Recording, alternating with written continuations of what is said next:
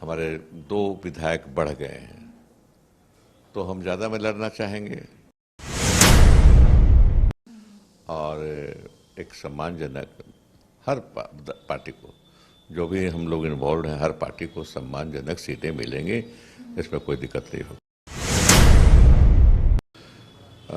मान लीजिए कि पुरैया हाट का है, तो हमारे दूसरे पक्ष का तो नहीं है, दूसरे दल का तो नहीं है, हमारे दल का ही है वो, तो हमें सीट मिलनी चाहिए।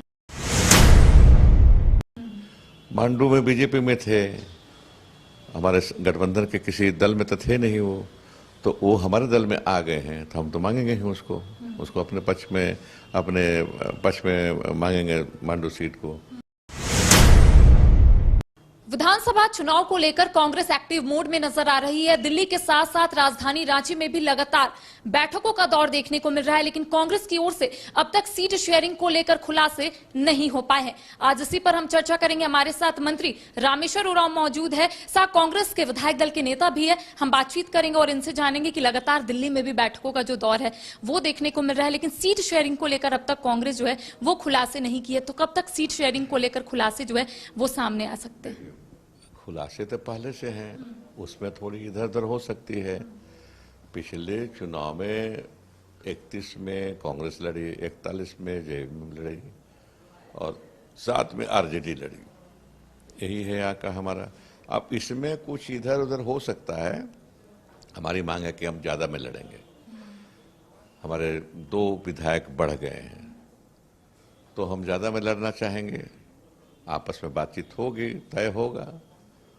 तो इसमें सीट शेयरिंग में अभी जल्दी है, तुरंत हमको लगता है हफ्ता भर में हम लोग शुरू कर देंगे और एक सम्मानजनक हर पार्टी को, जो भी हम लोग इन्वॉल्व हैं, हर पार्टी को सम्मानजनक सीटें मिलेंगी, इसमें कोई दिक्कत नहीं होगी।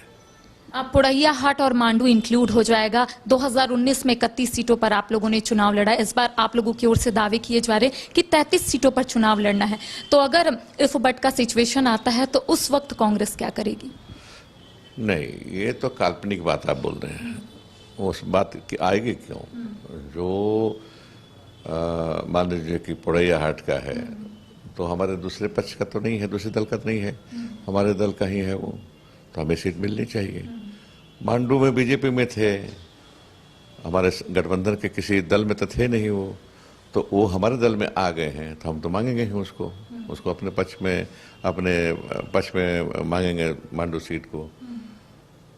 लेकिन क्या होगा, ये नेगोशिएशन टेबल में बैठेंगे तब इस पर विशेष चर्चा होगी।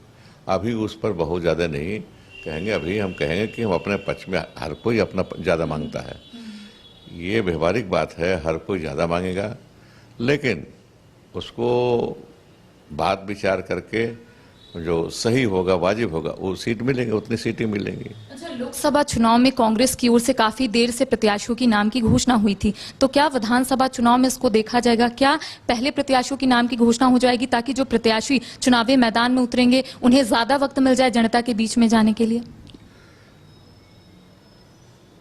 मैं तो यही सलाह दूंगा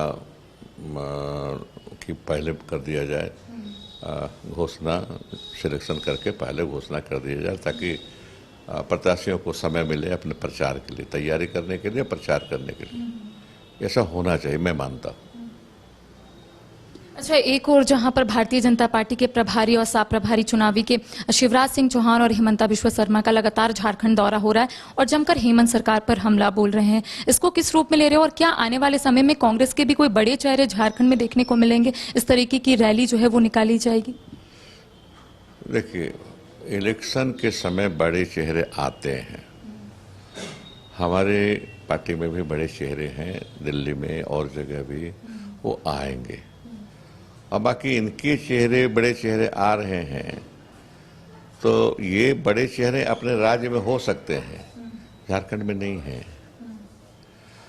झारखंड में ये बड़े चेहरे नहीं है, अपने राज्य में हैं, बड़े पद में बैठे हुए हैं, वहाँ हैं बड़े चेहरे। झारखंड में क्या है वो? झारखंड में सिर्फ प्रचारक हैं, प्रचार कर रहे हैं पार्टी का, इतना ही तो है।